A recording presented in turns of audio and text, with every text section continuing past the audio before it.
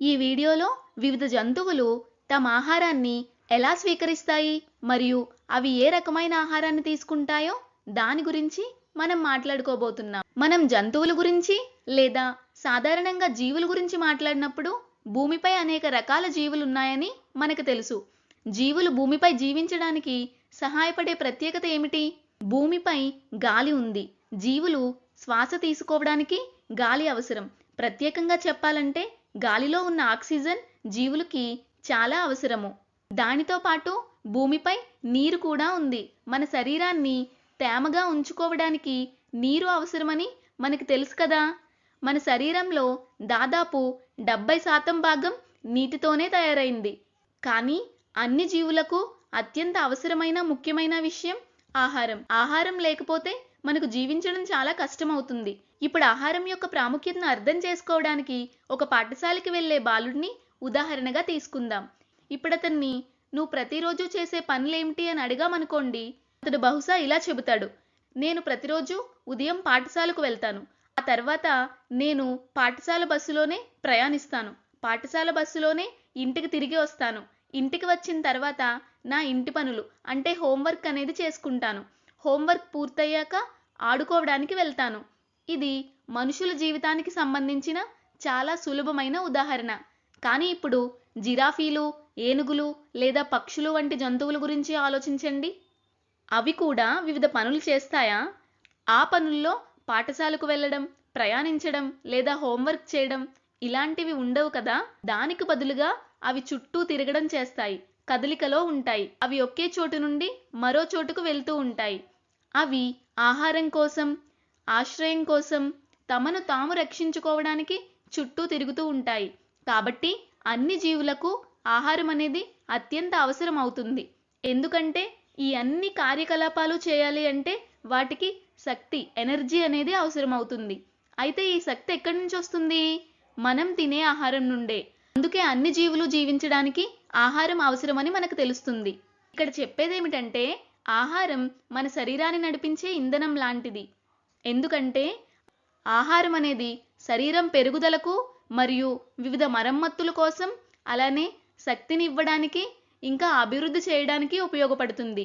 కాబట్టి జీవించడానికి అన్ని జీవులకు ఆహారం అనేది అవసరం. వివిధ రకాల జీవులు ఏ ఏ రకాల ఆహారాన్ని తీసుకుంటాయో ఇప్పుడు చూద్దాం. ఇక్కడ ఉదాహరణగా తీసుకున్నట్లయితే ఈ 3 జంతువులు, మానవులు అంటే మనం కూడా జంతువుల క్రిందకే వస్తాము. ఈ 3 జంతువులు ఒకే రకమైన ఆహారాన్ని తింటాయా? ఆవు మరియు పులి ఒకే రకమైన ఆహారాన్ని తినడం మనం ఎప్పుడైనా చూసామా? లేదు కదా. అలాగే మనుషులు మరియు పులులు కూడా ఒకే రకమైన ఆహారాన్ని తినడం మనం ఎప్పుడూ చూడలేదు. ఉదాహరణకు ఇక్కడ రొట్టెలు ఉన్న ఒక ప్లేట్ ఉంచితే అది పులికి ఇష్టమైన ఆహారం కాదని మనకు తెలుసు కదా.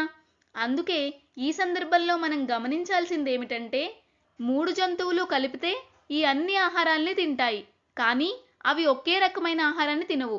అంటే అవన్నీ వేర్వేరు రకాల ఆహారాలు తింటాయి. ఇప్పుడు దీన్ని మరింత సులభంగా అర్థం చేసుకుందాం. ఇందులో ఉన్న ప్రతి జంతువు ఏ రకమైన ఆహారాన్ని ఇష్టపడుతుందో మనం ఇప్పుడు అంచనా వేద్దాం. ముందుగా మనం ఆవుతో ప్రారంభిద్దాం. ఇక్కడ మన దగ్గర ఆవు ఉంది. అలానే 4 ఎంపికలు ఉన్నాయి. 1, 2, 3, 4. ఈ సందర్భంలో సమాధానం చాలా సులభము మరియు స్పష్టంగా ఉంటుంది.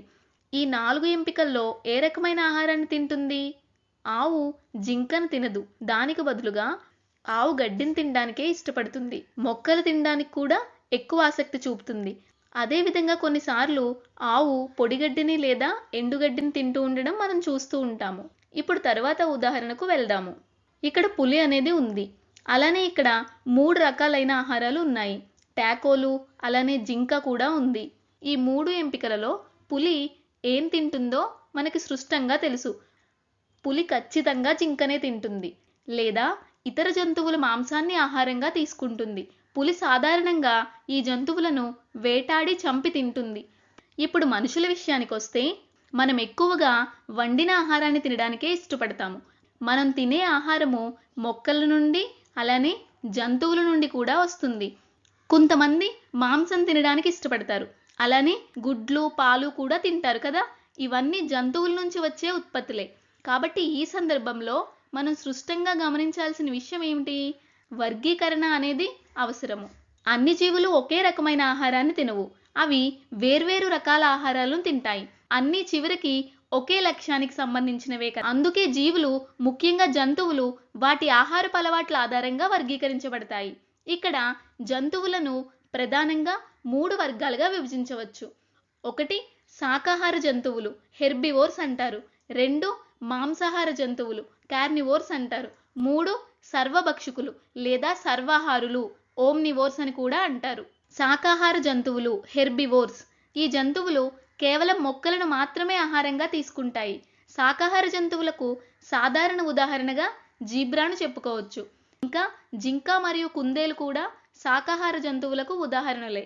ఇప్పుడు ఈ జంతువులను దగ్గరగా పరిశీలిస్తే మొక్కలను తినడానికి మరియు జీర్ణం చేసుకోవడానికి సహాయపడే కొన్ని సాధారణ లక్షణాలు వీటిలో కనిపిస్తాయి. ఉదాహరణకు వీటి పళ్ళను చూస్తే పళ్ళు చాలా సమతలంగా ఉంటాయి. ఆవు లేదా జీబ్రా పళ్ళను చూసినా కూడా వాటిలో చాలా సమానత్వాలు కనిపిస్తాయి. వాటి పళ్ళు సమతలంగా ఉండడం వల్ల అవి గడ్డిని కొరికి కోసేందుకు సహాయపడతాయి.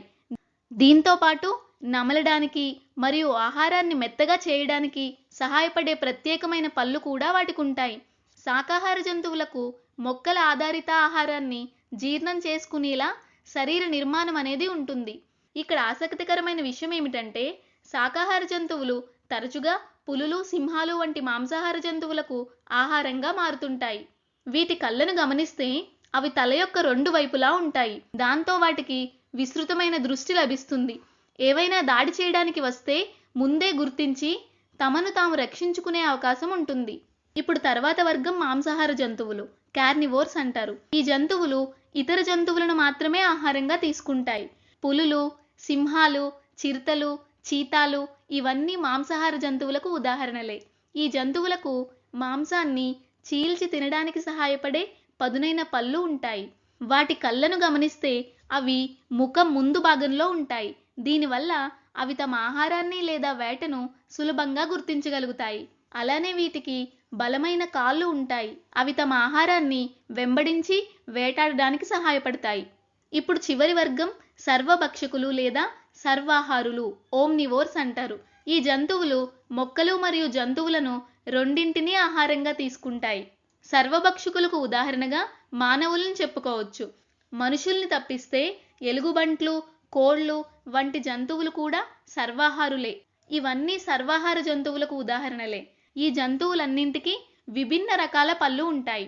అంటే మొక్కల ఆధారిత ఆహారాన్ని, అలానే జంతువుల ఆధారిత ఆహారాన్ని కూడా తినేందుకు ఉపయోగపడే విధంగా పళ్ళు ఉంటాయి. అయితే దీని నుండి మనం ఏమర్థం చేసుకున్నాము?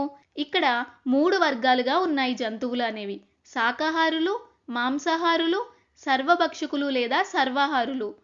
ఇప్పుడు ప్రశ్న ఏమిటంటే అన్ని జంతువులు ఒకే రకమైన ఆహారాన్ని మాత్రమే ఎందుకు తినలేవు?